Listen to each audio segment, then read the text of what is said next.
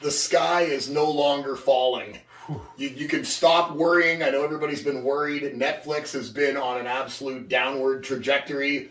But as of yesterday, earnings call has come out, and somehow they have pulled this thing out of an abject nosedive, and they have found themselves on the plus side for subscribers again. What? Now let's go over a couple of particulars and maybe reasons why, and then we'll talk a little bit about what you think about this. But for all you Netflix fans and people who might be stockholders of Netflix, I would imagine this is somewhat good news.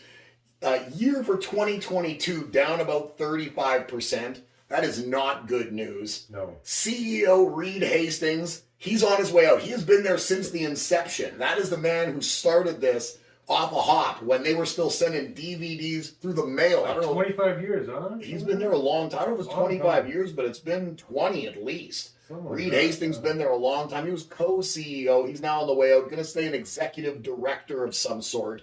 As I would imagine he's going to be some sort of go-between where they're going to ask him some questions and decide what he... And I've got a few things I'd like to say about that as we... But in the short term here, up 8% to close the day. Doing well, up a couple more percent than that, 15 or so for year to date. That's the start of 2023.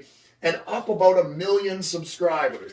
Now, granted, they haven't been up revenue. We're not seeing new revenue streams. What we are seeing is a bit of a downplay in the spend. So there's a couple things that are going into all this, but the subscriber thing I think is still a big number. So for everybody that's a fan of this, I think subscribers is huge because as we know, everybody's spread really thin across all these streaming platforms. So to have subscribers up this significantly when you've got a multitude of choices and Disney's taken their brand and went elsewhere, and they were down millions and millions of subscribers in 2022. This, I think, is at least a sign of things moving in a direction that might be positive. So we've got the spending overall on their actual properties is down on average. So they're spending a little less per show that they're putting out, per documentary, per movie release. So that's probably smart. They're just no budget. We're going tightening things up a little bit. Glass Onion, Wednesday. There's a few things that have done really, really well, been really well received, despite obviously The Witcher and stuff being horribly received. There's been some stuff that's been really well received. Obviously, the subscription plan that they're going with, where the subscription number, the price you pay per month is a little less, but you get some ads mixed in there. I think it's like $6.99 or something like that. That's clearly working out. Now, we have heard that potentially they're going to remove account sharing. And account sharing is going to be no longer a thing, so everybody's going to have their own account, and that might put a little bad sentiment in the market. Yeah, like they're going to charge you per profile or something like that. And I can understand what they're saying. Like, you have to pay per cell phone that you've got, or so. I mean, if you want access to all the proprietary stuff they're putting out, if they're still putting out good material, let's say that this trend goes forward. Okay. That Witcher is an anomaly. That Reed Hastings is out on his ass because he was the goofy that might have been running this ship into the ground. I heard he was. Let's just assume. So we'll take his heavy Democrat donations and we'll take him and his agenda and we'll skeet them to the side. Skeet to the side. Bye. And we'll assume people that are a lot more focused on what shareholders want and, more importantly, the entertainment factor of their viewers and subscribers.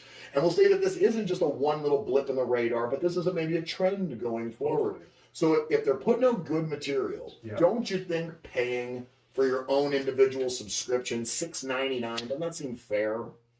Well, $6.99 would be for like the ad. Let's say it's $10 if you want 4K. Let's say it's $10. Okay, $10. If you can roll through McDonald's or 7-Eleven or any of that stuff. I'm a cheap fuck now. No, I'm saying for all cheap fucks.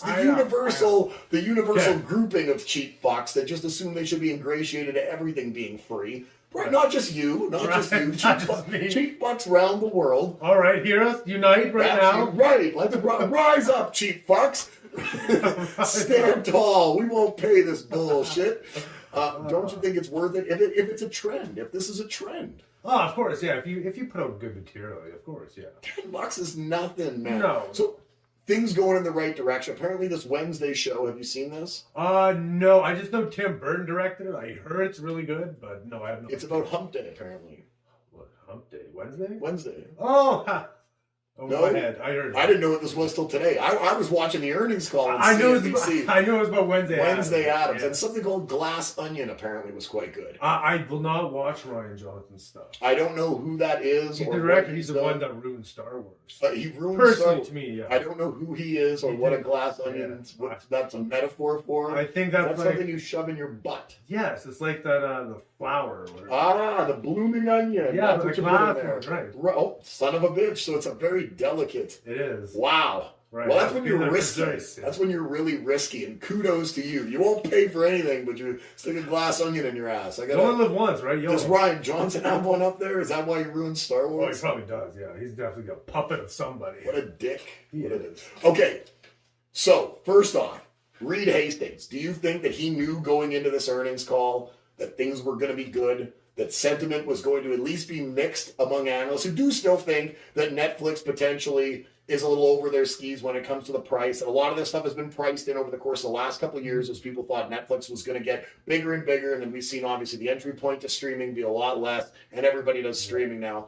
So that the analysts were mixed on this earnings call. Subs up. I think that shocked everybody. But there's still, again, revenue is not really growing the way that a lot of people would hope it would be.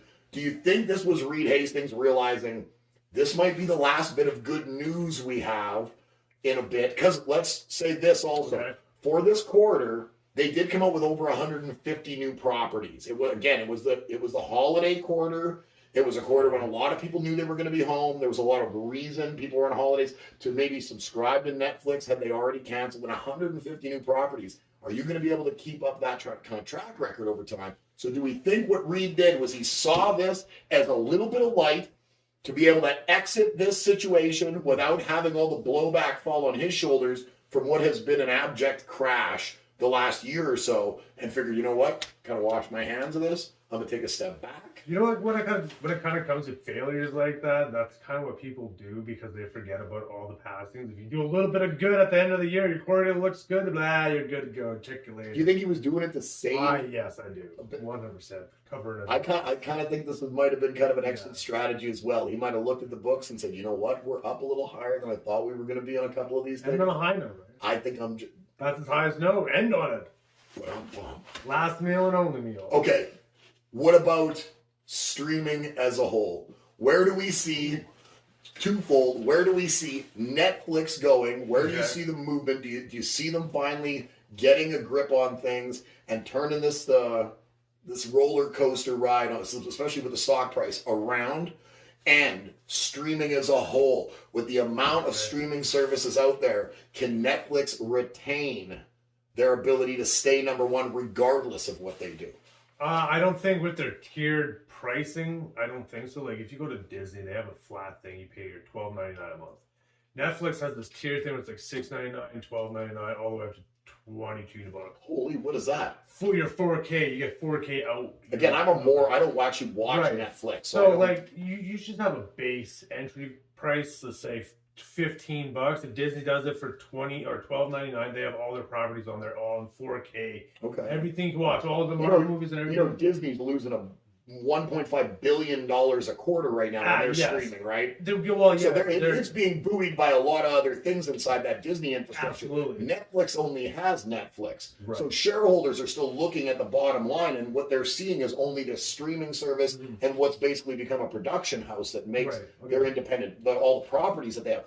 Disney's got multitudes of trademarks and all this, like they got merch they sell everywhere, Disney stores. True. So there's a lot of stuff buoying that streaming service. I got a solution to all this. The man has a solution. You want to make revenues go, but I know Disney has all these things buoying their $12.99. They do. Make good fucking shows and good content, and then you can have a base entry price, and maybe your stock. Are we talking about Netflix? Or are we talking about? Oh, I'm talking about Netflix. We're talking about everybody. Talking about everybody in general. Like if you look at Disney's back catalog, it's pretty good. You got like all the good shows on there. You got like Family, and they have that in their pocket too. Right, They've so got a back catalog that their new Netflix shows, doesn't have. yeah, their new shows are kind of in the shit. Like Andor, I heard was really good. I have not watched it yet, or maybe I'll watch it. I heard they're really good, but like Netflix has that 90s show just came out. I haven't watched it all, but So you don't think Netflix is going to maintain their lead at the top of streaming? no, I don't think so. You think Disney, the Disney Plus? more so than Peacock or any of these other whatever they happen to. There's a multitude of them out I there. think maybe Amazon could do it because like they have. I guess the rumor now, the rumor mill is that Henry Cavill is taking on Amazon's like whole production thing. Like taking them on, taking them on, like or at the glory hole, taking them on, like both, you know, stick them all through the holes. Couple bathroom brawls, you know. Hey, those glory holes get out of hand sometimes. You got to get in where you fit in this one. You do. I think maybe Amazon could have a chance. They have a couple good properties. A lot of money. Don't have the back catalog that Disney has. Don't even have the back catalog that I think that Netflix has. Does Amazon go out then and try to buy themselves a studio? Oh, absolutely. I'm pretty sure they already have a few studios. No, probably not big ones, but I'm pretty sure they have a production. Oh, I'm sure they've probably even purchased maybe a studio that has a back catalog. Like Warner Brothers is under who? They're by themselves. Warner Brothers. No, Warner Brothers Discovery now. Right. Universal is with. Universal. I'm sorry, I'm putting you on the spot for a lot of things that I'm expecting. Universal's with NBC and stuff. Okay, so Universal is NBC. So a lot of companies coupled up. Yeah, Sony is with Columbia, right? Right. Pictures. So and Netflix is somewhat on their own, trying to do this on their own. Well, Netflix got a lot of other, just besides Netflix production companies. They get like Blumhouse and like Bad Robot production. Oh, they get a lot of They work in conjunction with other studios, absolutely. But so does Amazon. I'm sure Disney does the same. Yeah. But they don't. I don't know how much Disney would do Disney that. might not. You're probably correct, right? They have such a vast back catalog that they wouldn't really need to. No, and they bought Fox, so they have Fox in-house. They took the shows from Netflix, remember? Correct. The Marvel shows, they're like, those are ours. So we don't think Netflix is going to stay in the top. Where do you see streaming going as a whole? Do you see streaming continuing to be a viable, with YouTube being free? Because we're here on YouTube. YouTube is something that's basically free if you're willing to put up with the ads. Everybody loves original content. You love us here at Big Beaver Comics. What you should do is subscribe to this. Check the back catalog of these videos. Like this video. Go check us out at BigBeaverComics.com, over on Instagram, Facebook, all that good stuff. But with gotta get it in there. With YouTube being kind of the preeminent force in streaming, even though maybe the revenue isn't where Alphabet/Google would like it to be at the moment, but I'm sure they're finding all sorts of different ways to continue to get that revenue stream up. And keep I have an idea. Who do you think is going to win this? Who do you think is going to be, let's say, 24 or 36 months from now, is streaming still viable? And is YouTube on top, or does Disney find a way to take over? The one that's going to win this whole streaming wars, I think, is the one, your OnlyFans streaming platform? Yeah, OnlyFans, right. I think is the one that first implements some sort of VR movie watching. Right on. Into their streaming. If you implement that first, whoever it happens to be, if it's going to be Disney or Netflix, but if you could implement something where it's kind of like it takes you out of reality, but you can like look around or put you in the character's eyes, like you look around. That I think that's going to change streaming, or just have like the whole, VR in streaming. How difficult do you think that would be then to go out and actually develop enough viable properties all at once? Well, because don't you remember back in the day when we were young, a lot of consoles would get off the ground, and because all of the technology was so new, and they didn't have all that technology out at all the game developers, the console would launch and they would have like 4 games for the first 6 months, and then nobody would be an early adopter of it because there was no real content to consume. So if you were going to do all these, because you can't go back and retroactively add VR into Blade Runner to 2001: A Space Odyssey, so you're going to have to do this with new stuff. Are you going to have to get yourself a 36-month or 5-year head start to be able to get all that and then put it all? Well, yeah, the infrastructure, of course, is going to have to be there. But I think doing it to the older movie like Blade Runner, I think it possibly can be done. If you ever seen that NVIDIA video that was out where they did like a 3D scape of the moon from like the lander? I believe I actually have. And how they filled it all in with like AI of how it should look and everything like that. I believe I have seen that. If you could implement that into like Blade Runner, where you could actually like look around, like you're in every scene, like you can actually pause and like look around, like in the car. Check all the sweet Coca-Cola advertising and all the Easter egg stuff that was in Blade Runner. If you can implement that into some sort of a streaming service, that's a game changer. That's like your AR or whatever, or artificial, what is it, VR reality or whatever. Yeah, VR, AR, sure. Yeah. I think it's all the I same. think it's artificial. Artificial Something reality like that, would be an artificial like an AR reality. game. Yeah. Tell us in the comments what it would be that he's talking about while he mumblefucks his way through this. It's like the Pokemon Go kind of thing. You can turn it to the real life background. It's kind of like AR or something. Yeah, Pokemon Go is real life. How fucking dare you? Okay, one last curveball. Okay. Let's talk about this. So we talked about we don't think Netflix is going to be on the top. No. We feel like Disney at this moment probably supersedes them. They've got a flat price point. I believe so. They've got a better back catalog. Netflix obviously out there doing a lot of stuff on their own and then taking on licenses from other studios, but they don't really have the breadth of stuff. And I mean, I've been on Netflix before. It's tough to find something to watch. Very tough. Let's assume something like this happens. Okay, I'll give you two scenarios, and then we'll couple these two scenarios together, and then you tell me who wins this. Okay. Instead of Apple purchasing Disney, Apple purchases Netflix, and Apple purchases the WWE. Oh. And now Netflix has the WWE, the entire Okay. WWE network back catalog, and they've got Apple's money, not Netflix's money. Who do you think wins streaming then? Because I don't think Apple's going to buy Disney. I know a lot of people think that. That's I in the rumor mill. think Netflix is a much better entry point for them personally. Okay, so if Apple, since it is a tech company, buys Netflix, they might be able to implement that faster than Because they don't have a studio either. They probably have, a little Well, they in-house have one. like Apple. Again, shows, they don't have a right. studio from the golden age of film No, that they- owns a bunch of television properties from the 60s, 70s, 80s. They don't have Probably like that. a new age porn site, just like a mansion here with some video cameras. Right, Brazzers.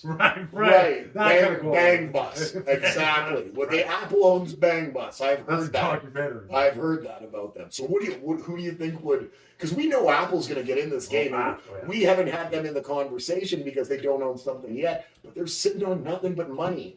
It's impossible right now to get even semiconductors built, given the way that supply chains are from where the semiconductors are actually being produced. So until they get all that stuff basically localized and we get rid of all these supply chain chokeholds, you're not going to see them working on multitudes of new phones to release. They're going to keep working on the technology, Whatever. but they're not going to work on trying to mass release multitudes of new phones because it's not viable to actually get them out there and get a return on their investment.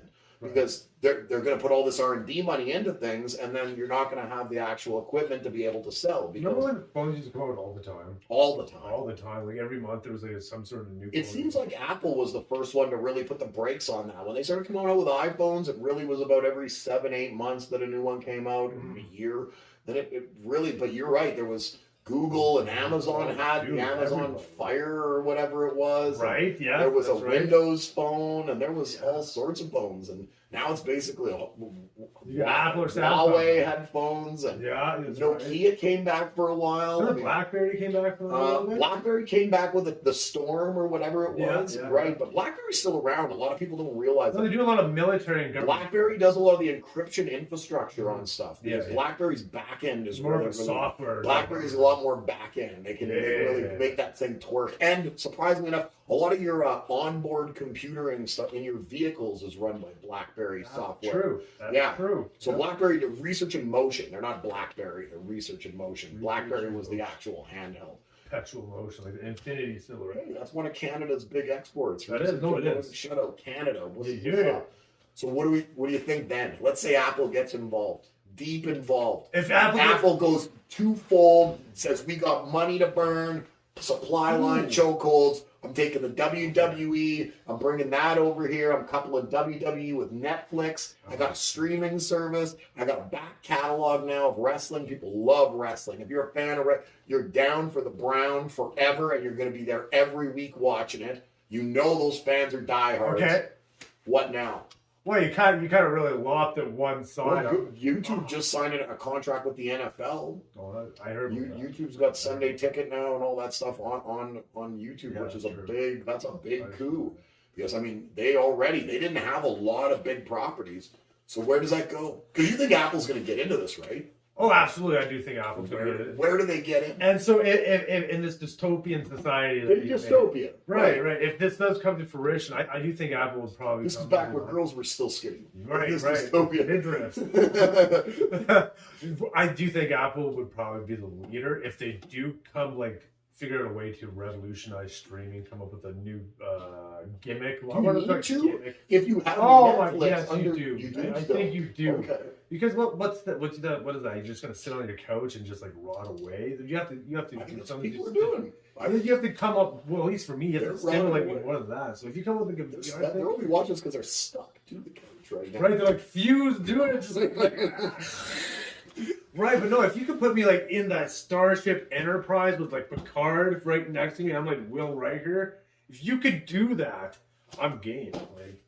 Well, then I don't buy the WWE because I think I'd probably piss myself. They put me in there and have Roman Reigns kicking my ass. See, that'd be fun. Throwing you off the ropes, throwing you into the ropes, knee slam, atomic knee slap or whatever. Atomic knee slap. Oh, sorry. I'm pretty sure that's where this video ends, is on the atomic knee slap. I'm Cody. I'm Anthony. Netflix had a nice quarter financially. We'll see if they can sustain it. Subscribers are up. Revenue not up as much as we'd like to see. How is it going to go through the lean months of 2023 without the holidays in front of us and summer on the horizon? I guess we'll have to wait and see. But for you shareholders out there, I hope it doesn't continue to tank. I hope it at least finds its footing. Netflix seems to be one of those things that's kind of ingratiating to the market. We'd hate to see it go the way of the dodo bird or the Blockbuster video.